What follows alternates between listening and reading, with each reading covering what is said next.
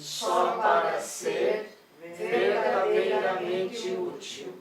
Eu estou aqui para representar aquele que me enviou.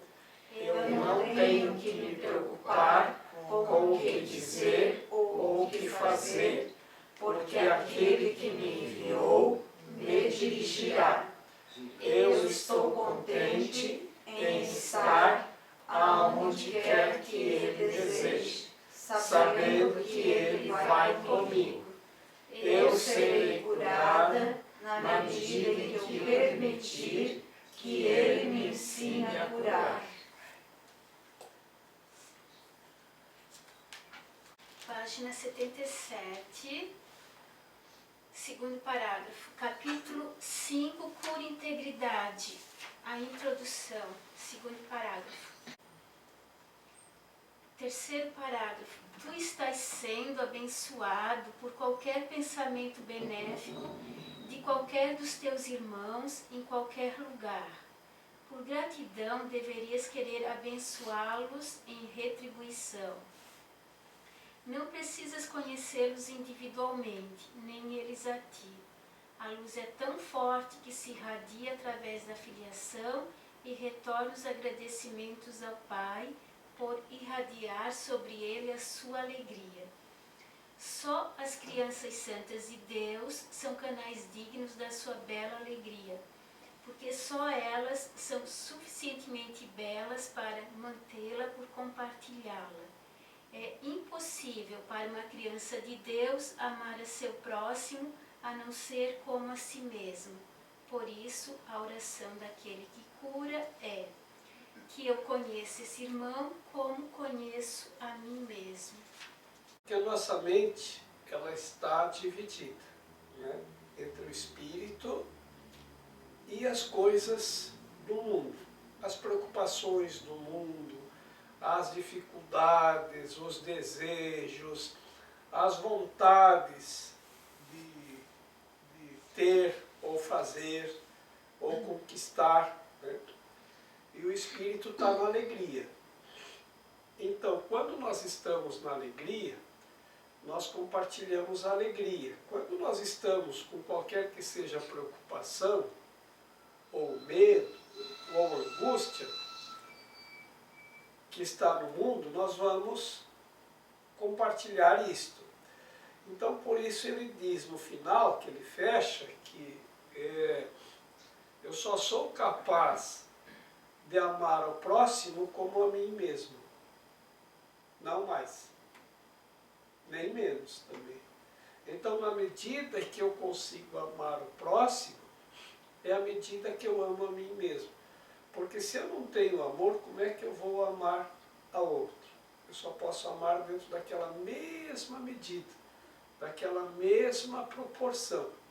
Então é isso que eu vou estender e compartilhar com os outros. Então, à medida que aumenta a minha alegria, e a alegria aumenta por compartilhar, por isso que temos que compartilhar mais e mais, a alegria que é do Espírito, quanto mais nós damos, mais ela aumenta em nós e nos outros. Então, por esta razão, que no início ele disse que somos abençoados por todos, e em gratidão deveríamos querer abençoar a todos também, porque a alegria das crianças de Deus aumenta ao compartilhar. Então isso é uma questão de o que nós estamos. Então é fácil nós avaliarmos assim, pega qualquer momento seu durante o dia e marca para parar, vamos dizer assim, 1h, vou parar por 1 minuto para avaliar o que eu estou. Porque a mente pensa, né? Então, o que eu estou aplicando à minha mente? O que eu estou pensando? Eu estou com alguma preocupação? Eu estou com a alegria do Espírito? E aí a gente vai ver que o mundo puxa muito a nossa mente para baixo.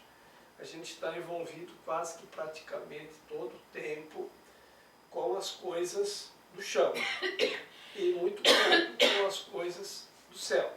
Então, à medida que nós vamos nos lembrando, porque isso é uma questão de lembrar, né, das coisas do céu, vai aumentando a nossa alegria. menção das crianças, da criança mesmo. É a nossa criança. Ah, nossa. Porque a criança cresce, mas ela não desaparece. Sei. Tá? Ela só aumenta de tamanho no corpo. Né? E aí ela se acredita adulta e acha que tem que ficar séria e responsável pelas coisas do mundo. E aí substitui o céu por isto. É uma questão de nos aplicarmos. Quanto mais nós nos aplicarmos nessa mente, mais nós podemos alcançar. É uma questão de treinamento. Temos que treinar. No início do livro ele diz, esse é um curso de treinamento da mente. Temos que treinar a mente para estar um pouquinho mais no espírito. Tá bom. A cura é um pensamento pelo qual duas mentes percebem a sua unicidade e vêm a ser contentes. Esse contentamento convoca todas as partes da filiação a regozijarem-se com elas e permite que Deus se manifeste para elas e através delas. Somente curada pode experimentar a revelação com efeito duradouro, porque a revelação é uma experiência de pura alegria. Se não escolhes ser totalmente alegre, a tua mente não pode ter o que ela não escolhe ser. Lembra-te que o espírito não conhece diferença entre ter e ser. A mente superior pensa de acordo com as leis que o espírito obedece e assim honra apenas as leis de Deus. Para o espírito, obter é sem significado e dar é tudo. Tendo tudo, o espírito mantém todas as coisas, dando-as, e assim cria como o Pai criou. Embora esse tipo de pensamento seja totalmente alheio à posse de coisas, mesmo para a mente inferior é bastante compreensível no que diz respeito a ideias. Se compartilhas uma posse física, de fato divides essa propriedade. Se compartilhas uma ideia, porém não a diminuis. Ela ainda é toda tua, apesar de ter sido dada totalmente. Além disso, se a pessoa a quem a deste a aceita como sua própria, essa pessoa reforça na tua mente e assim a aumenta. Se o conceito de que o mundo é um mundo de ideias é aceitável para ti, toda a crença na falsa associação que o ego faz entre dar e perder desaparece.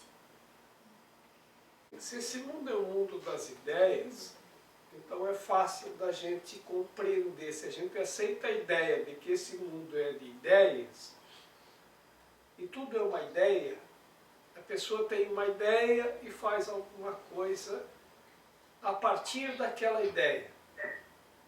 E se alguém pega essa tua ideia e se coloca como autor, rouba a tua ideia, como a Evelise aventou.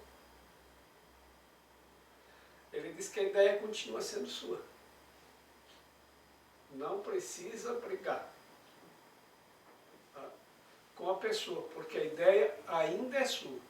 No nível das ideias, a ideia nunca se desliga de quem idealizou. Mesmo que outra pessoa tome a ideia para si e se coloque como o dono da ideia, a ideia ainda é sua. E quando ele, mesmo que ele faça isso, ele fortalece a ideia no autor. Então, isto sempre vai ser assim. Por exemplo, eu tive uma ideia e alguém copiou aquela ideia e pegou aquela ideia e desenvolveu. A ideia ainda é minha, mesmo que a pessoa se coloque como autor da ideia.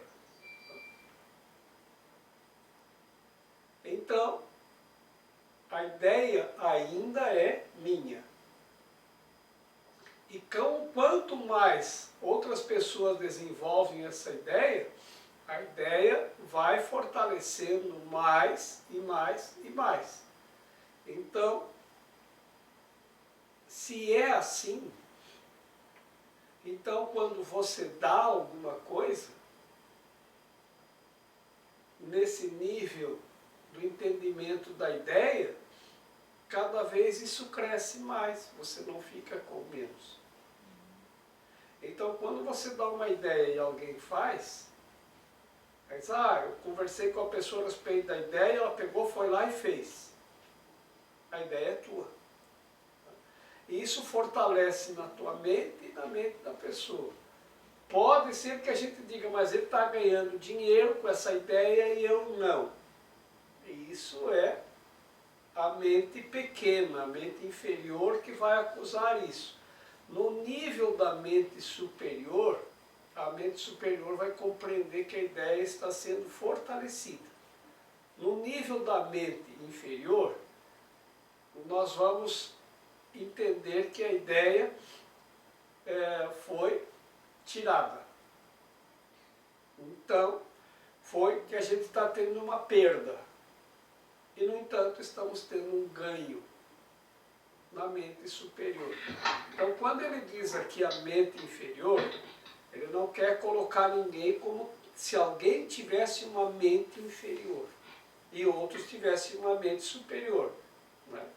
Não. Todos nós temos a mente inferior e a mente superior. Tá? Então, no momento em que estamos na parte da mente superior, nós vamos, que é a mente que está ligada à alegria do Espírito, nós vamos entender que a ideia está sendo compartilhada e que está sendo fortalecida. Quando a gente volta para a mente inferior, nós vamos dizer, mas está perdendo. Então, vamos imaginar assim, que eu tive uma ideia muito boa. E então, quando eu tive essa ideia, eu falei para alguém, essa pessoa pegou minha ideia e desenvolveu. Então, eu estou falando com alguém e disse, puxa vida, veja que bom. Eu não tinha como desenvolver essa ideia, eu conversei com outra pessoa, a pessoa desenvolveu, está vendo que sucesso está tendo? Né? Aí a pessoa diz, é mesmo, parabéns pela sua ideia, muito boa a ideia que você teve. Né? Muito bem. Agora eu vou conversar com outra pessoa vai dizer, tu percebeu que ele está ganhando dinheiro e tu não? Eu vou dizer, é mesmo. Ele pegou minha ideia e ele está ganhando e eu estou perdendo. Então, quando você pensa na mente inferior, é a perda. Aí você entra na perda. Quando você pensa com a tua mente superior, a parte da tua mente que é superior, você vê ganho, porque está sendo desenvolvido.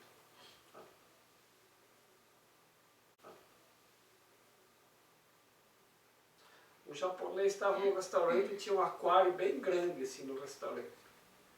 Aí o japonês estava olhando para os peixinhos, e o japonês fazia assim, e o peixinho dentro do aquário também fazia a mesma coisa. Quando ele fazia, ele mexia para esse lado, o peixinho mexia a cabeça para esse lado.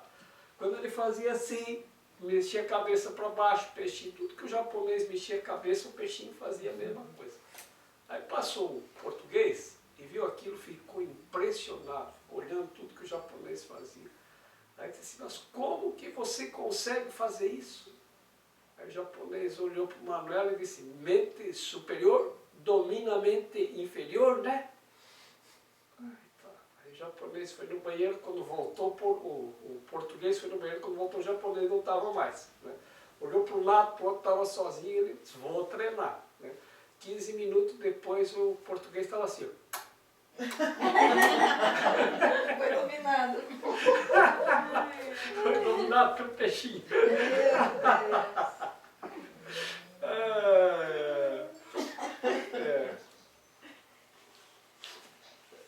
Não tem importância fazer piada de português, né?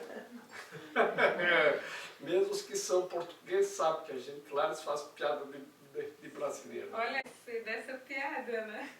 Mente superior. E a mente inferior. Então, o que é que nós entendemos, não tem a pessoa que tem mente inferior, não tem, uns são superiores e outros são inferiores. Quando ele fala isso, é para ficar bem claro que eu penso com a mente superior ou penso com a mente inferior. Quando eu estou pensando com a mente inferior, eu vejo perda. Quando eu estou com a mente inferior, eu estou vendo ganho.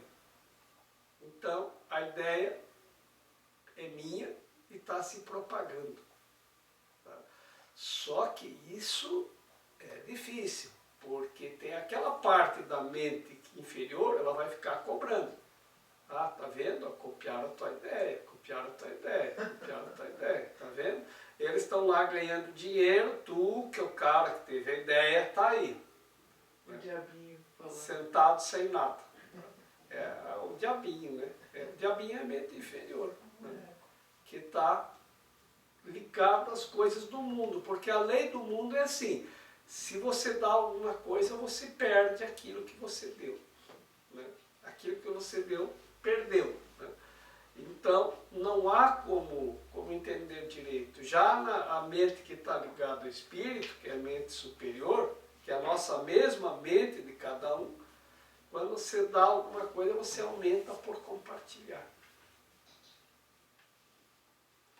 Se compreendemos essa proposta do mundo da ideia, né, de como funcionam as ideias no mundo, então fica fácil entender como isso funciona na mente superior. Como ele está dizendo, a analogia está bem fácil. Vamos começar nosso processo de redespertar com apenas uns poucos conceitos simples. Os pensamentos aumentam por serem dados.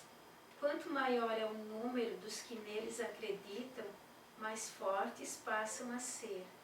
Tudo é uma ideia. Como é possível, então, que dar e perder sejam associados? Quando você pensa alguma coisa e alguém acredita naquilo que você pensou, aumenta a quantidade de pessoas que passam a pensar igual. Faz sentido isso? Aumenta a quantidade de pessoas que acreditam em você, porque eles pensam, começam a pensar igual a você. Então, porque você dá esse pensamento.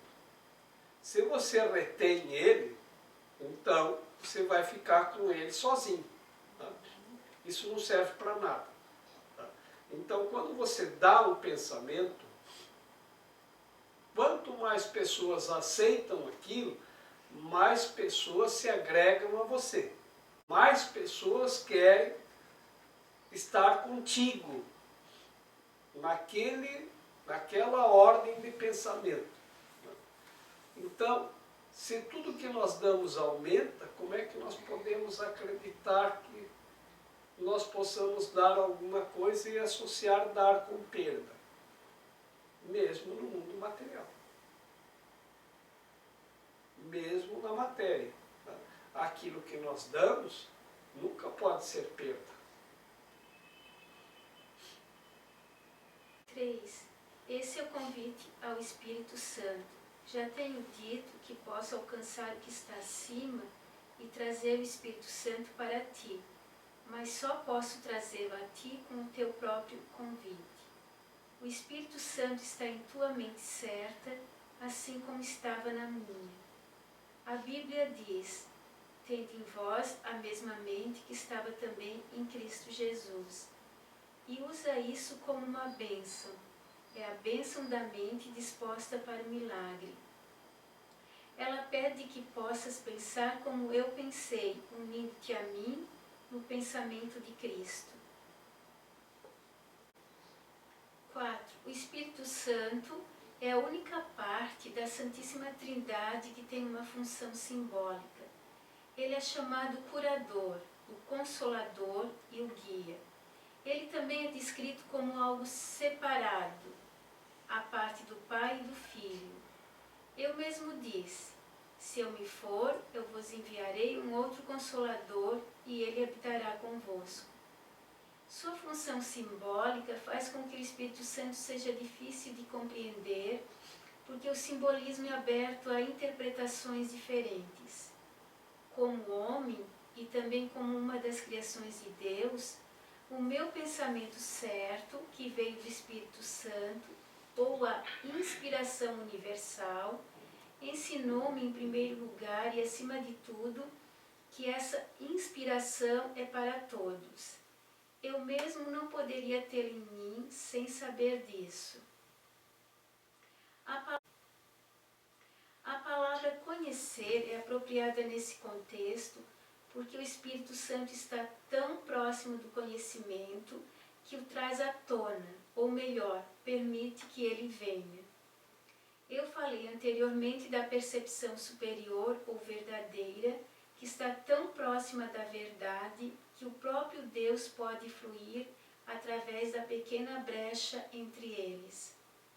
O conhecimento está sempre pronto para fluir a toda parte, mas não pode se opor. Assim sendo, podes obstruí-lo, embora nunca possas perdê-lo. Estou aqui só para ser verdadeiramente útil. Eu estou aqui para representar aquele que me enviou. Eu não tenho que me preocupar com o que dizer ou o que fazer, porque aquele que me enviou me dirigirá. Eu estou contente em estar aonde quer que ele deseje, sabendo que ele vai comigo. Eu serei curada na medida em que eu permitir que ele me ensine a curar.